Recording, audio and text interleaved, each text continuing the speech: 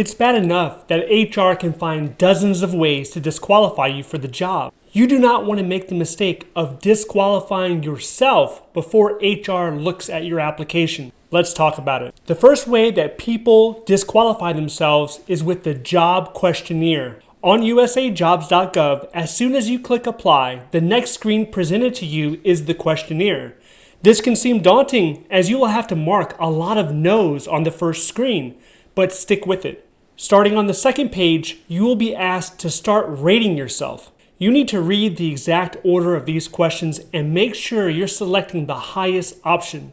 And these can be mixed. In some cases, the highest option is the first, and in other cases, it's the last option. So read through there in order to find the strongest response. Now, there's been a lot of discussion about how honest should you be when you're answering these questions. And of course, you should be honest. But you also have to consider there's 100 or 200 other people applying for that same job announcement.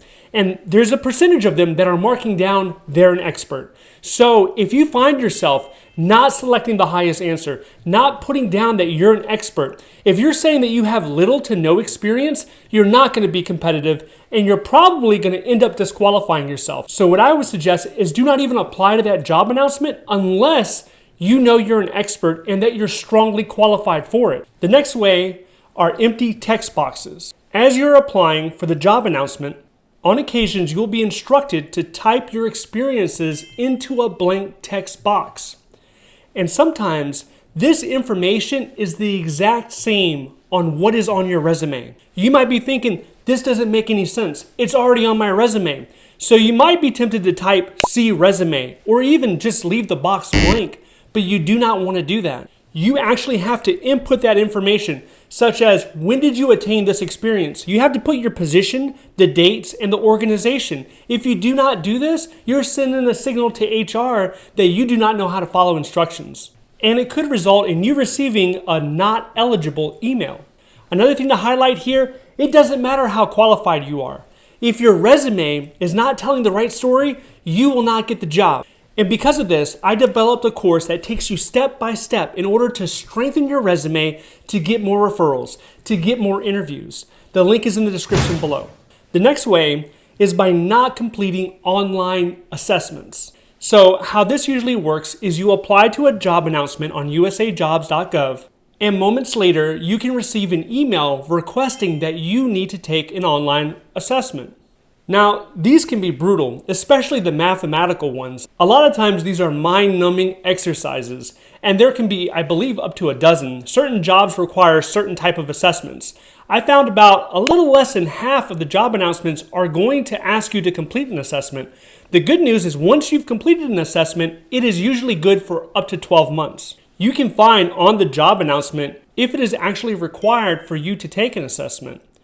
But if you do apply to one of these jobs that have an assessment tied to it and you do not do it, that is an automatic disqualification. You will not even be considered. The next one is not attaching the required documents to your application. You need to read through the job announcement and see exactly what is required. Sometimes they want a copy of your transcript, and oftentimes they want your last performance appraisal. And if you do not have a performance appraisal, that's okay. Just create a Word document and type in a statement or two explaining why you do not have that performance appraisal. But if you ignore it completely and do not include a statement and just leave it to HR to figure out, they will disqualify you. Once again, you will not be considered. The next one is when you're applying to jobs that you're not qualified for. And this usually happens when we start to get desperate. Let's say you're targeting a 0343 job series position and your resume speaks to that job series, but you ran out of jobs to apply for. So you start looking at the 0200 or the 1700 job series and you're thinking, yeah, I can do this, and you probably can, but you need another resume. You need a resume targeted to that job announcement, to that job series.